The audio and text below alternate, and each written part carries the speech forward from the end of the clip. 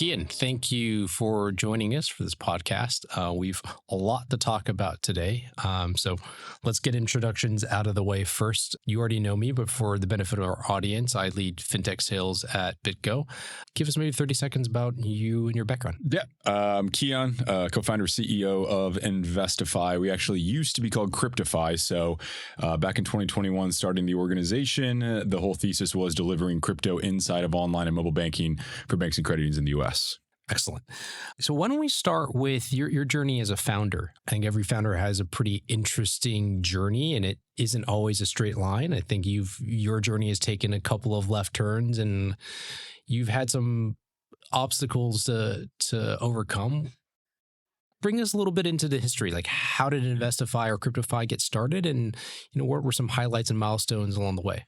Yeah, so I have been in the software industry for the majority of my career, and I tried a few different startups in my younger years. I wasn't the founder at the time, but I was part of a startup called Save Up that sold financial wellness technology to banks and credit unions back in 2015. And so I sort of knew the channels to distribute products through the bank and credit union network in the United States. And fast forward today, we're taking sort of that same strategy where we're integrating through digital banking and the banking core to have this sort of unified experience for all the end users at these banks and credit unions. But in between, I did a background checking company and did that for about 3.5 years. One of the things that I wanted to do there, because I've always been passionate about the utility, I think, of blockchain, is we built a blockchain native database using BigChainDB. So we were one of the first to actually bring, I think, a real use case to market with blockchain. But in doing so, realized that the juice is not always worth the squeeze in terms of I don't think the clients we were serving at the time necessarily had saw the value as much as we did, and so it didn't scale like we had hoped. And so I got out of that business in 2019, and between 2019 and starting CryptoFi in late 2020 or early 2021, I forget exactly the timing, but I was doing a lot of IT consulting for various fintechs and in particular a lot of crypto companies. So being passionate about blockchain, the natural, I think, proclivity would be to focus around crypto. And I really wanted to do a crypto startup. This was around, I think, the bull run with crypto in right after COVID in 2020. We saw that big run up, and so the challenge that I understood as an entrepreneur is that trying to build a direct to consumer crypto exchange, right, to compete with a Coinbase or a Kraken was going to be very challenging. I didn't have tens of millions of dollars to market and to bring a really elegant product to life quickly. And given my experience with that previous fintech that was distributing through banks and credit unions, the tipping point for me to go down that path was when Coinbase dropped their S1, and I saw how much just money they were printing in terms of crypto transaction fees. And, the thought was, they're getting the transactions from users who are transferring money to Coinbase from their bank or their credit union, right? And so what if we just upstreamed Coinbase and went right to the source of those funds through online and mobile banking, and thus the thesis of CryptoFi was started. But the challenge at that time under the previous administration was that not a lot of banks and credit unions were receptive to crypto, but wanted to go through with it anyways. And so the real entry point for how we deliver our solution is the digital banking providers. And so two in particular that I had reached out to back in 2021 was Q2 and Alchemy. And surprisingly to me, they were actually receptive to allow us, or really me at the time, to integrate. And so I had about $250K to my name, and had a fiance at the time, my now wife, who has been nothing but supportive. I basically pitched her the idea and said, we now have the opportunity to actually build inside of digital banking, but I'm not a software engineer. And so we need to hire some people to do it, which means we have to go all in with our life savings. And she said, yes, we did. And about a month after doing so, I see press releases that NYDIG, who was our big competitor in the early days, raised $1 billion from FIS and Fiserv and Bank of America and US Bank. And I'm like, well, there goes our life savings, right? And that was very disheartening, I would say, at the time, but we were already all in. So we decided to just continue to push through. We ended up signing 3 banks up in early 2022, but at that time, the OCC and the FDIC would not let those banks actually go forward with pilots with us, which added to our problems. But that problem actually turned out to be one of the blessings in disguise that we were able to capitalize on, because those same regulators gave NYDIG the same issues, and NYDIG was planning to work with those big banks that I referenced that funded them, right? And now that they couldn't, their target market was narrowed to only credit unions. And so both us and NYDIG pivoted to go after credit unions, because the NCUA fortunately was supportive of crypto, which was our saving grace. And when NYDIG realized that the credit union market wasn't big enough to actually return capital on $1 billion investment into this thesis, because they don't have the big tier 1 banks, they decided to pull out of the market. And so 2 years after I thought this was going to be a company that crushed us, they're introducing us to the credit unions that they're needing to hopefully, save some face with and have an alternative solution. And so it sort of came full circle. But that, I'm starting to be a little long-winded here. So before I tell the whole story, let me pause and No, that was great, 'cause I didn't actually know that part of the story. And you and I have been speaking for a couple of years now at this point. And so it's cool to hear some of the behind the scenes, like how did this get started? I try not to talk about the pain too much, but it is good to reflect on now that we've made it here at least. So there's a happy ending here. I think it's important. Yeah. It's important to highlight, right? Like you hear of successful founders, but you don't always realize that the challenges they had to overcome to get from basically putting their entire life savings on the line, having a behemoth of a competitor enter the market right when you do that. I think a lot of people probably would have given up at that point and said, oh man, this is not going to happen. I shouldn't try continuing tilting at windmills for the next few years, right? But you stuck through it, and it seems to have paid off. So bring me to today. The original idea was to, as you say, embed the Coinbase retail crypto buying experience into the banks or credit unions. Tell me about the state of the product today at a high level. What are you doing for these banks and credit unions? Yeah, so I guess just one other historical context I think is important to note before I get into that is, because of the previous administration and the challenges that all crypto companies faced, including BitGo, right? We decided that we needed to add a securities offering to our solution. So if banks could never do crypto again, we at least could sell them the ability to have their customers invest in, stocks, ETFs, those sorts of things. And so we ended up buying a broker dealer in 2023 and started up a wholly owned registered investment advisor, and then launched a self-directed securities offering and a robo-advisory offering to complement our crypto solution. Because, we see the Robinhoods of the world, the SoFis of the world being really successful, offering that one-stop shop for both crypto and securities. And fast forward today too, we see Coinbase doing the same thing, right? Coinbase recently launched securities. And so, for us, we weren't sure if crypto was going to be a product that would win, but what's been really encouraging is that now that we have this new administration, there's been a lot of regulatory clarity. There's been a lot of, I think, support for this industry. And so, our crypto offering has really came full circle as one of the most valuable offerings that we're able to deliver to these banks and credit unions. And so what we've done, so just to answer back to your question directly, the state of the product today is integrated all of what we consider to be the big 3 digital investing products. So crypto investing, self-directed securities investing, and robo-advisory investing, in addition to a stablecoin offering, all packaged up inside of a single user interface with a consistent flow of funds that we call investing from checking.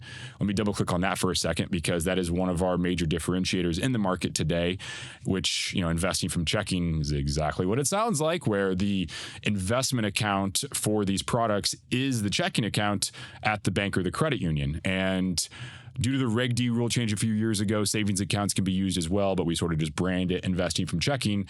But regardless if a user wants to trade from their checking or savings account, the key value to the bank or the credit union is that all the idle cash waiting to be invested stays on the balance sheet of that bank or credit union, right? So benchmark that to other solutions, like if historically a user at a bank or credit union wanted to invest in, so let's say, securities, they'll transfer money from checking over to a brokerage, and then they eventually sell those securities and they transfer that money back to their checking account, and then they get the bright idea to invest in crypto, and so they have to transfer money again over to a crypto platform, right? The cash that's on that crypto platform, they invest, they eventually sell that crypto, they eventually transfer that money back to the checking account. And so that's sort of a long-winded explanation because there's so much friction there, right? And so what we've done is just allowed that investment account to just be the existing DDA at the bank or the credit union. And so for the user, it's really convenient because there's, no friction in terms of being able to buy crypto, buy stock, etc. And the onboarding flow, I think, is actually one of the more overlooked piece of value that we create for these banks and credit unions, because it's so easy to onboard, because we already have all of the PII we need for KYC right on the banking core, right? And so, and I know we've worked on this together, Frank, where I like to compare it to let's just say Coinbase, picking on them again, but it's the same on most crypto exchanges, where you have to manually type in all of your data, right? And then you have to upload your ID. Then you got to take a selfie with your ID. Then you have to do the liveness check, and you got to turn to, right? It's like your average credit union member, for example, doesn't want to go through all that, right? And so with us and our partnership with BitGo, and you all have truly been great to build this out with in a very custom way that adds a ton of value to the banks and credit unions, and especially the end users, right? When you go through onboarding, you can start onboarding and go from onboarding to buying your first, let's say, Bitcoin in under 2 minutes, right? And so we think that's a huge piece of friction that's being removed. And so while we're supporting banks and credit unions to pull back a lot of the account holders that have been transferring money over to the Coinbases of the world, there's also this massive population that has been sitting on the sidelines because they haven't trusted these crypto exchanges, right? Or maybe they don't trust Plaid. They don't want to link their bank account to Coinbase or Robinhood with Plaid. Now they don't have to do that anymore. And so we're seeing these higher net worth individuals that wouldn't be your average crypto user, your stereotypical crypto user, right? Start investing big money through their bank or their credit union into crypto, and they've never been a crypto user before. So it's been fascinating to see how this whole thing has really taken shape, and it's a really exciting time to be in this market. We love your solution because it amounts to like the easy button for banks and credit unions that add this additional functionality, right? They can monetize these additional services, but it also keeps money in the balance sheet at the bank or credit union for a longer period of time. I think it dovetails nicely into the theme we're seeing across fintech in general, which is you have these single purpose apps that were stood up, maybe starting, let's say, just for crypto or just for equities or just for robo advising. And eventually these apps are all becoming one-stop shops. So Robinhood famously now is, hey, it's not only a place where you buy equities, it's where you buy crypto. It's also where your bank and your credit card, this idea of a super app, right? Other countries like in China, for example, WeChat and all these other apps, there's one app that kind of rules your life. In the US, I think we're seeing this where there's quickly becoming one app or one place to rule your financial life. And so you have the fintechs approaching it one way. It sounds like what you've done is you've given the community banks, credit unions, even some larger institutions actually, a way to now compete with that trend, right? Because you're starting from the other side, or your money is already sitting at the bank or credit union. Why not enable those guys to now compete with these apps and fintechs coming from the other side? Talk to me a little bit about that. Like, were the banks and credit unions already feeling that pressure when you went to them to start talking about this investment checking idea? Was that well received? So it's been a mystery to me why so many banks and credit unions never even looked to see how much money is leaving to go to these platforms, right? And so part of our sales process is we actually deposited funds on a lot of these third-party crypto and investment platforms so we could see what the ACH descriptions are, right, when you transfer money over there. And then we'll give that list to a bank or credit union. They query their core and their eyes just are open for the first time to see how much money's actually leaving. They never looked at that. They never even looked. Wow. And I mean, no fault to them really, because that's not their core business. And I don't think they realized how big of a pain point it was. And it wasn't, I'll use the Robinhood example because I think it's the best example of this one-stop shop. Robinhood starts in 2015 as this harmless stock trading app, right? They launched crypto in 2018. And then by 2022, they grow to 22 million users. And then they turn on a checking account, a debit card, a savings account, right? And then most recently, this year, they launched mortgages. And so now I think banks and credit unions are finally waking up to the fact that their users might be transferring money to these platforms to invest, but that money's not coming back because they can take advantage of oftentimes better rates they're getting from Robinhood, like their Robinhood Gold program. I mean, let's be honest, it's awesome, right?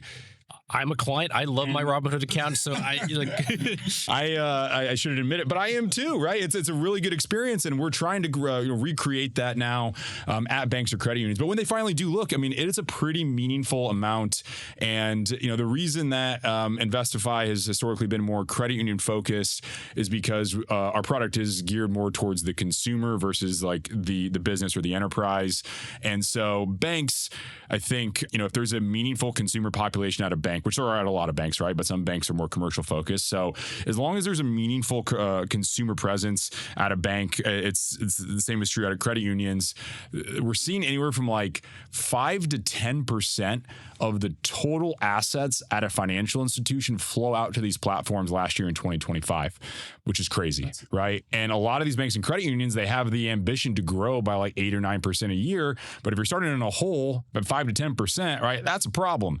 And so when you give your users the tools to do investing from checking, not make them move money elsewhere, right? You're not only getting value from the non-interest income that's being generated. So BitGo, Frank, I think we give all of the crypto transaction fees back to the financial institution, right? So I think that's one of the motivators for them. But it's more than that because being the primary financial institution right now, there's this major shift happening where it used to be your bank or your credit union was, right? Now a lot of people are treating the Robinhoods, the SoFis, right? Even the Fidelities, the Schwabs, like you can buy crypto at too, right? As their primary financial institution. And so, I mean, it's critical, and I would argue it's table stakes right now for any bank or credit union to think about this one-stop shop as being a requirement to be successful into the future. The last data point that I'll give that I think shocks a lot of people, but if you benchmark Robinhood's financials over the last 3 years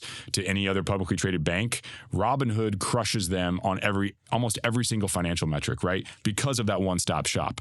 And so if Robinhood now is the most successful bank in America because they're offering digital investing in crypto and stablecoins, right? That should be the sign that wakes every bank and credit union up. And I think we're finally starting to see some of that. So one of the most interesting parts about or aspects of your solution is a bank or credit union that might be small or medium size. They might be looking at the tech build required to do all these things, right? To go from a community financial institution to one that now offers crypto and equities and robo advising. Your solution kind of makes it a lot easier for them, right? How does that work with a bank when they go, hey, look, Kian, I want to do all this stuff, but I don't have a tech team. Like, what's your answer to that? Yeah, and we built it out in a way to make it turnkey in every sense of the word for these banks and credit unions. And for us as a startup, right, we're never going to be able to create, or at least anytime soon, what BitGo has, right? And so on the contrary, I think one of the competitive differentiators we have, and really one of the big moats around our business, is the partnerships and integrations we have with these digital banking providers. So like a Q2 and Alchemy, both publicly traded companies. If you haven't heard of them, go look them up, right? Or Lumen or a Jack Henry or a Fiserv. And then you have these core providers. So the digital banking providers are really the front end, right? The UI, the user experience. And so when we integrate inside of a digital banking provider, let's say Q2, for example, like they've got about, I don't know, 700 or 800 financial institutions that they work with. And those financial institutions have decided to work with Q2 versus building their own homegrown, web and mobile banking applications. And let me just one data point on that I think is interesting to call out is like, there's about 8,000 banks and credit unions in the United States, and less than 1% of them actually build their own online and mobile banking apps. And so these digital banking providers, it's a huge industry, and a lot of fintechs will integrate with these digital banking providers to make a native experience come to life. So in our case, digital investing, crypto, stablecoins. And so, if a bank or credit union uses Q2 and they sign up with us, their users yesterday see checking, savings, maybe a credit card or a loan. And then today, once they work with us, they're going to see checking, savings, and now their digital investing balances, their crypto balances, right on the main online banking dashboard. And so they don't have to build any of that because our solution, our software is turnkey, comes pre-integrated inside of the digital banking provider, and also comes pre-integrated on the back end with the banking core. So the banking core is how we move money to do investing from checking, how we automate a lot of the onboarding process for KYC, et cetera, right? So we've got over 20 integrations into digital banking and core providers today, and that allows us to work with over 5,000 of those 8,000 institutions out of the box. But we have a team that's specifically just building out more and more of those integrations, and that is a path that is taking us a long time. These digital banking and core providers, they get their door knocked on constantly by fintechs wanting to integrate. And so there's a long line to actually get access to integrate into a lot of these. And so just building the software, like that to me is like 20% of the effort. The 80% of the effort, why it's taken us, 5.5 years to get to this point in all these integrations, is because we've had to wait in line. We've had to try and convince these digital banking and core providers to prioritize us, and we finally have. And so even like a Robinhood or Coinbase, if they ever wanted to try and come into this space, they're going to be very far behind because not even AI can just make all these partnerships come to life quickly, right? And so anyways, we're really excited about really where we're positioned at in the market right now. And it allows a lot of these banks and credit unions to work with us turnkey out of the box without even having a single IT person on staff. That's amazing. So instead of you making the bank or credit union build to you, you said, look, we're going to build to your existing software stack, whether that be your digital banking layer or your core provider, and they could essentially flip a switch. So how fast can a credit union go live with InvestiFi?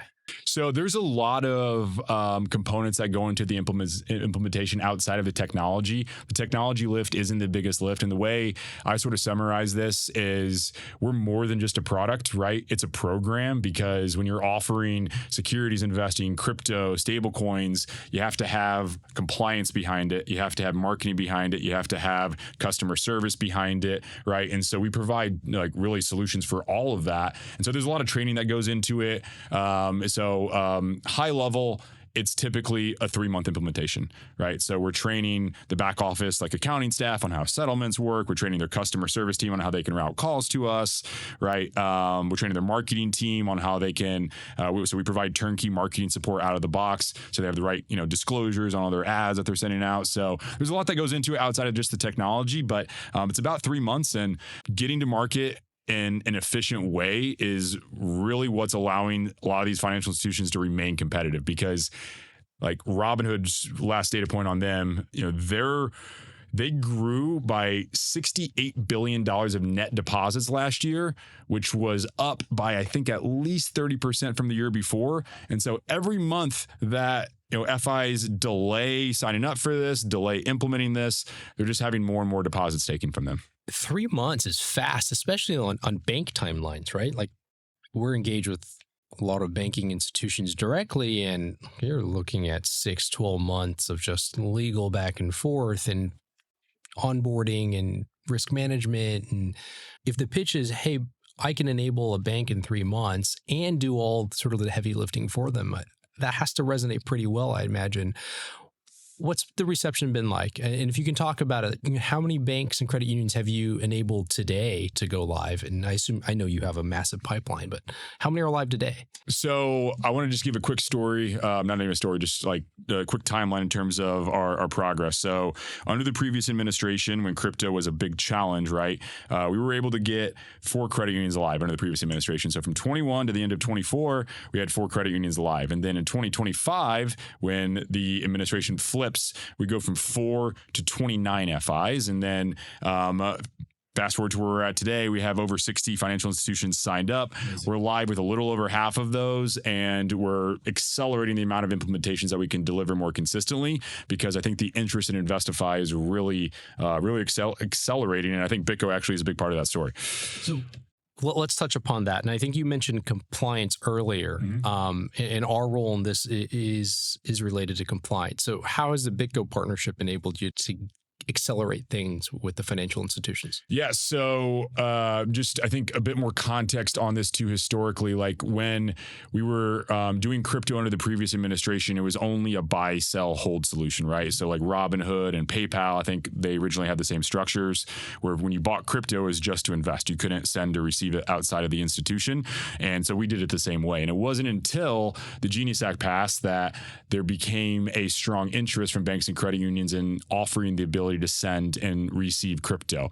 But one of the big challenges in flipping the model there is the compliance burden is really accelerated, right? And so with BitGo, it starts with onboarding, because the financial institution, while they've already onboarded and KYC'd that user, they haven't done so through the lens of having crypto accounts. And so by their users onboarding to BitGo, BitGo is essentially taking control of all of those compliance burdens that the financial institution otherwise would have to manage, right? So I think that's the first part. And then I think the bigger lift, especially when we look at sending and receiving, is doing like the on-chain compliance, right? The travel rule and any fraud that's related to that, et cetera, et cetera. A lot of these financial institutions are not even familiar with tools like Chainalysis. I don't know what BitGo uses for compliance, but I imagine your compliance tool set is pretty sophisticated. And so I think, when we're talking or pitching to banks and credit unions, like that's a big part of the pitch, right? Because if you can't figure out compliance in a seamless way, then it's gonna be very hard for your average, community financial institution to launch with anything like this. So I think BitGo takes all of that heavy lifting off of the financial institution.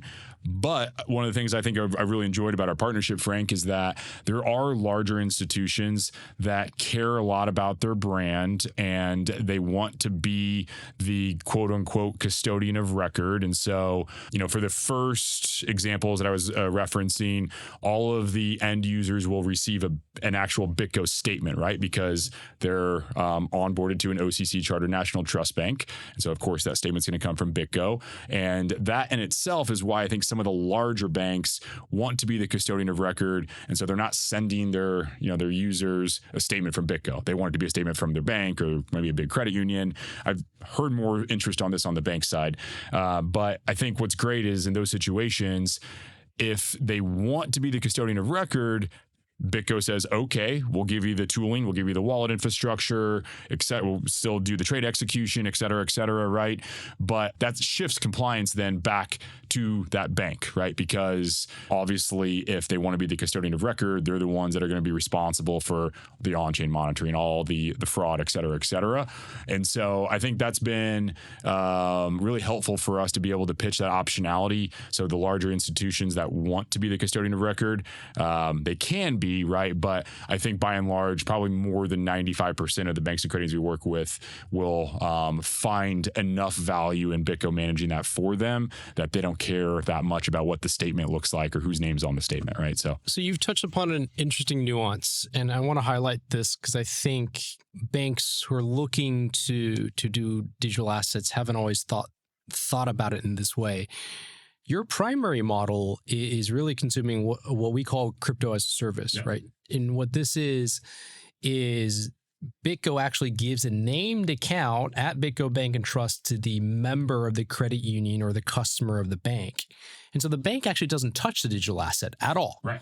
And so for the bank, this seems like it's a win because They have fewer compliance obligations. They don't have to worry about the security of the keys that control the digital assets.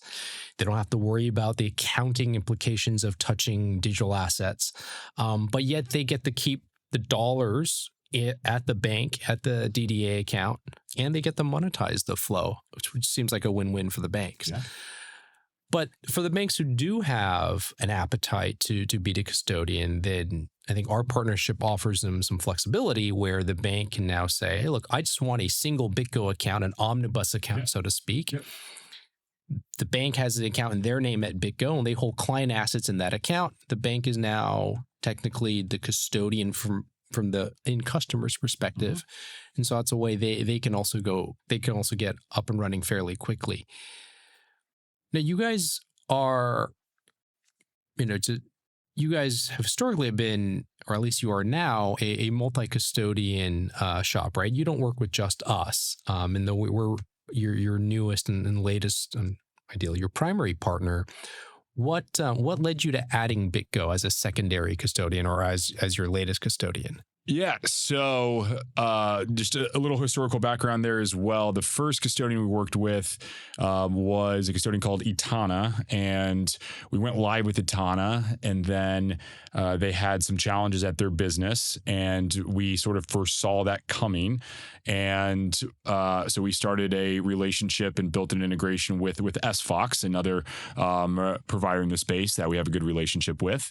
And we actually performed 2 custodial migrations where we moved the end user's crypto from Etana over to SFox without disrupting the user experience, without having to do any sort of forced liquidation.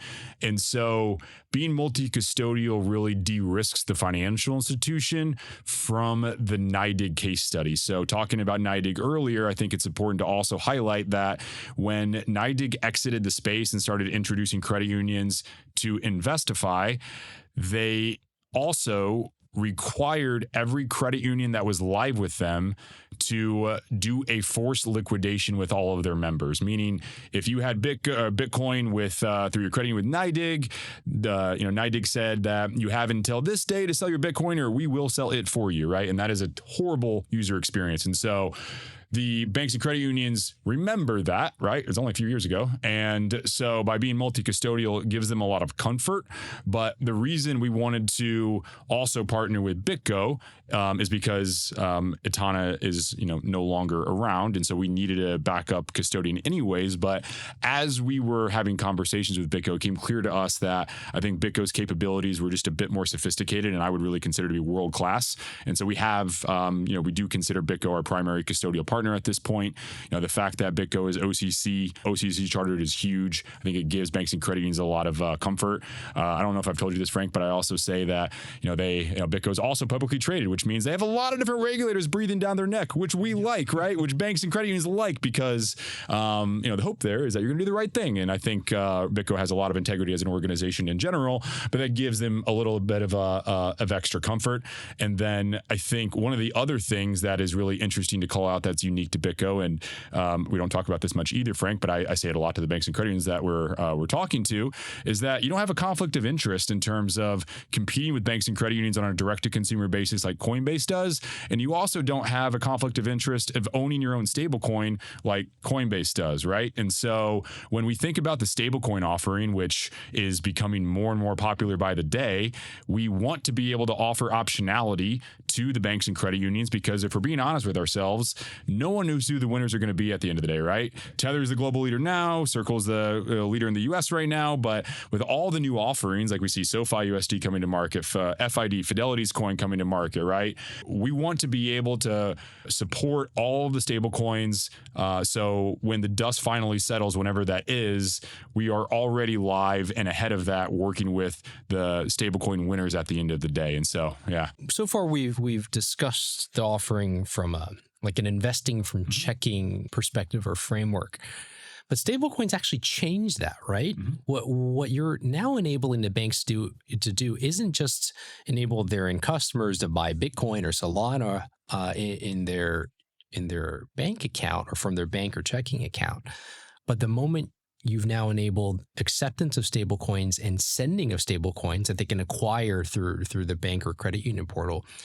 You now have a payment service, right? You've now enabled a new payment rail for the banks, and the banks now are all figuring out, how do we use this new payment rail? So it's no longer about investing, it's about payments. Tell me about what the banks and credit unions are coming to you now in terms of stablecoins and payments. Yeah, so it's a great story for us because the way we went to market with investing from checking essentially means that back in 2023, we were the first company in the world to be able to execute a crypto to fiat, so crypto to US dollar conversion in real time using the banking core. And fast forward to today, that unlocks a ton of value with stablecoins because we've already been doing that for years, right? And so doing it with the stablecoin is just another coin to us. And because we're already integrated with the core, we're already integrated inside of online and mobile banking, offering another coin is just another coin for us. Now, that's where it lives today. So stablecoins for us today does live inside of the digital investing product, just like it does in SoFi and Robinhood and a lot of these platforms as well. But because a lot of banks and credit unions are concerned about having their interchange revenue displaced by stablecoins, they want to have a payment product that is more, I think, forward facing. And so what we've done is on the main online and mobile banking dashboard, we have these, we call them tiles, which is essentially for investing. It's just a dashboard. It's a little summary, like a graph of your historical investment performance, right? And so that's like the front door to our investing experience today. But where we're going with stablecoins is creating a separate tile on the main online and mobile banking dashboard because people do think about it as a payments product, right? That will be a stablecoin specific tile, and then the end users can access stablecoins directly through that payments portal, which is through that stablecoin tile, or they can still engage with stablecoins through digital investing, right? There's some use cases for both sides, right? That's actually really interesting. So you've already onboarded the end customer of the FI to BitGo, and it could be an individual or potentially could be a business, like a business customer of the FI. And if that business customer now says, hey, I have a customer who wants to pay me, maybe it's an overseas customer, they want to pay me using stablecoins because it's cheaper and faster. That flow is now enabled pretty much overnight for the bank's merchant customer or business customer. Yeah. And same on the way out, right? If they want to pay someone overseas, pay a vendor, like, look, I don't want to send a wire because it takes a long time, it's slow.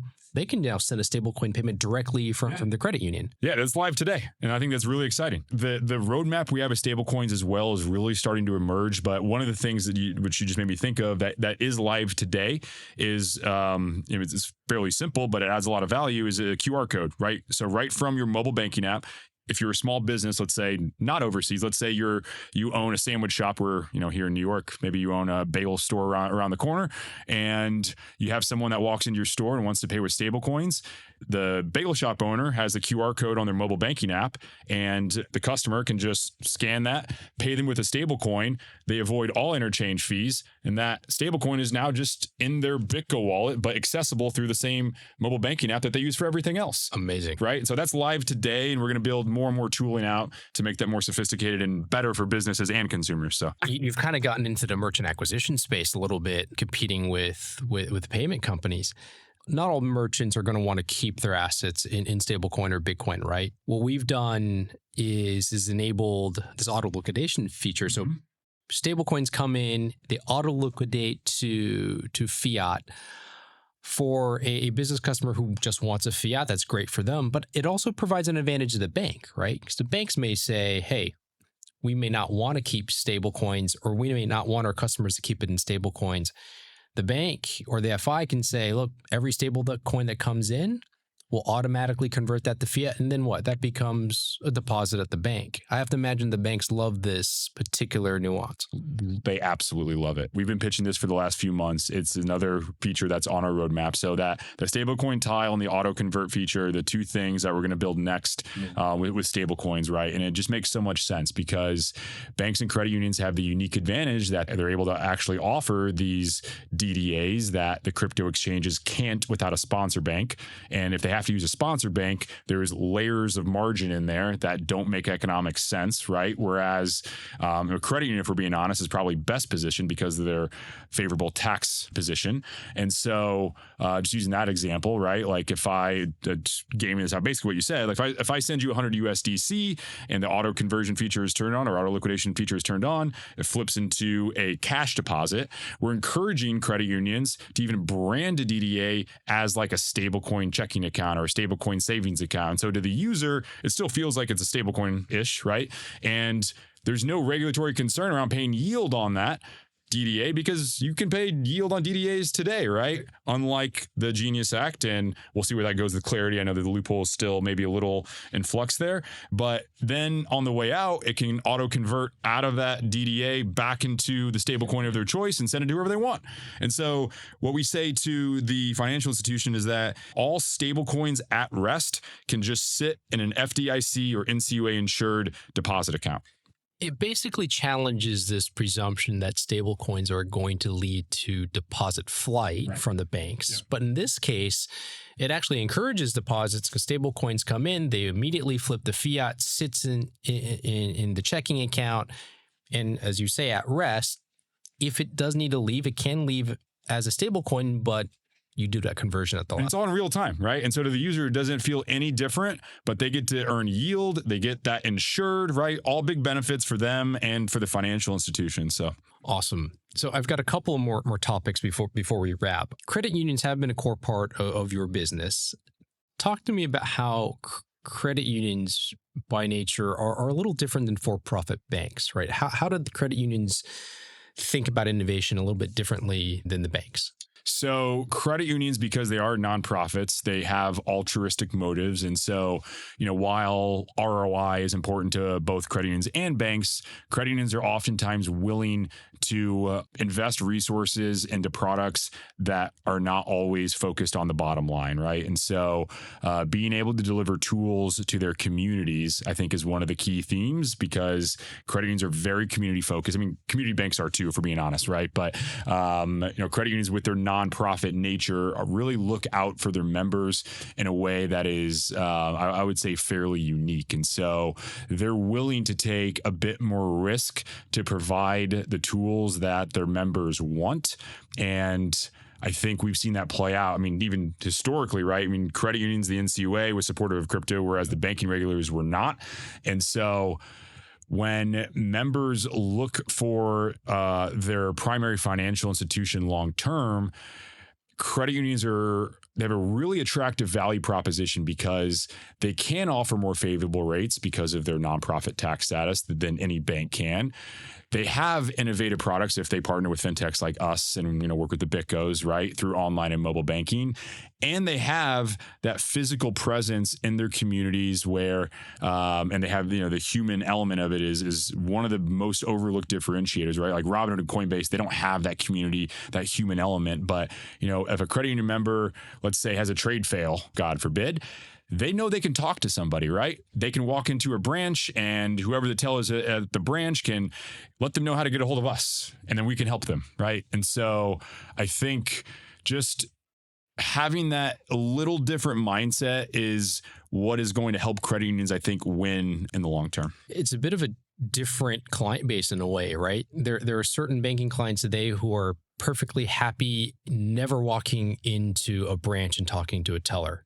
But there's probably still a good population of this country who prefers an in-person experience. They want to walk into the bank, have a personal relationship with their bank or credit union. And you don't have to sacrifice, do I want an old school bank or do I want a newfangled fintech that can enable me to do crypto? Now you can get the new products, the innovation at your traditional credit union community bank. I think that's actually very powerful. And I think most of us who sit in New York, we always think about fintech and what's coming next. You kind of have this bias towards, all right, let's go enable the sexy new fintech. But look, there's a huge population of users who would prefer to consume these services through the credit union they've been banking at for a decade, 2 decades, 3 decades, maybe multi-generation even. So I like that aspect of your business because I don't think we talk about, enabling financial access and financial products for the broadest set of consumers as possible, right? It's not always the early adopters. It's not always the crypto native. It's not always the bi-coastal, residents of the big cities. You have a lot of this country. Look, they may want Bitcoin, they may want stablecoin, but they're banked by a smaller financial institution and not by one of the big boys. It's exactly right. I mean, great example. We're working with this big credit union in Idaho called Idaho Central Credit Union. They have 1 million users and they're like 15 billion in assets. Like, there's a lot of money in all the places in between the coasts, right? And so we're really excited about that. And I think just layering on your point a little bit about wanting to be able to walk into a branch. I would actually say the majority of people don't want to have to do that, but I think they want to have the comfort to know that if something goes wrong, they can do that, right? Because you're not going to see Robinhood branches in Idaho. In the last few minutes, I want to talk about what's ahead. So in the next, look, I think the cat's out of the bag, right? Stable coins are here to stay. I think digital assets are here to stay. Maybe not everything. There's some altcoins that are going to die, but Bitcoin's here. Some of the big coins are going to stay around. What does the next 5 years look like for InvestiFi? I think it is going to be transformational in terms of how banks and credit unions operate their core business, which will ride on more like progressive blockchain rails. Yeah. And in doing so, it's going to create a lot of opportunity, I think, for InvestiFi in partnership with BitGo to deliver more blockchain native solutions, not just investing, not just stablecoins per se, but the way we're positioned right now is we're wedged in as one of the key infrastructure partners for these banks and credit unions, like so much so that we really think about ourselves more of a platform right now than anything else. Like, we're getting asked now by other fintechs that want to integrate into us that have like value added crypto or blockchain services. And right now we're good, but in the future we might consider, not just on the crypto side, but on the security side too. Yeah. We might look at some of that. And so, being as integrated inside of the digital banking in the cores, it creates this big moat around our business that makes it really hard for any competitors to catch up. And we have the relationships with the financial institutions. We already have products inside of the financial institutions. And so I don't think anyone knows where the world is going to go specifically at this point with stablecoins and AI and all this. But what we're most excited about at InvestiFi is we're so well rooted inside of these financial institutions that we're going to have the opportunity to capitalize on the products that are winning over the next 5 years. You mentioned something very early on where it was, hey, we started off with crypto and then you branched out and added equities, which I think was extremely wise of you because, look, you didn't know at the time where crypto was going in terms of regulatory support. But now things have actually come full circle because now we're entering this world of tokenized equities. Yes. And one of the things we're building is enabling our clients to hold tokenized equities at BitGo. And you can already today, but there's a lot that we are building to enable that. Soon that'll come full circle for you because as we enter tokenized equities, there's a case to be made that you can now enable this for all of your end customers soon. And the case for tokenized equities, I think, is partially there, right? It's not completely built out because the ecosystem around it and the infrastructure is not there yet, but you can kind of see where things are going. Have you guys thought much about tokenized equities and what that brings to you? Yeah, this is one of the things that I think we will do together, hopefully in the next 5 years. I agree. There's a lot of both regulatory and infrastructure considerations and liquidity considerations for being able to do tokenized equities. But that to me is the real holy grail almost in terms of being able to have everything come full circle to where we started as CryptoFi, we launched equities, and then bring them together in a way that gives people the value of blockchain, which I've historically been really passionate about, but giving them access to equities on the blockchain or in a tokenized way in some form. I think that's something that will change. It's just a matter of when. And I think the good thing is right now under this administration is we have enough support to make headway. And I know BitGo, we should catch up offline about this, Frank, actually, because I'm curious to see where you guys are at with this. But I think it's something we're really excited about. I think it's going to come fast. I think it's going to probably take a lot of people by surprise. And I think, within the next probably year or even 18 months, you're going to see I think, widespread adoption of tokenized equities. I hope you're right about that. Knock on wood. That's, I think, all we have time for today. So thank you again for coming and doing this with us. If we haven't said it enough, we are very excited in terms of the direction of this partnership. And it truly is a partnership because as you grow, we grow with you. Yeah, and I'm excited to see what comes next. Love it. Really appreciate you having me, Frank. Awesome. Thanks again. Thanks.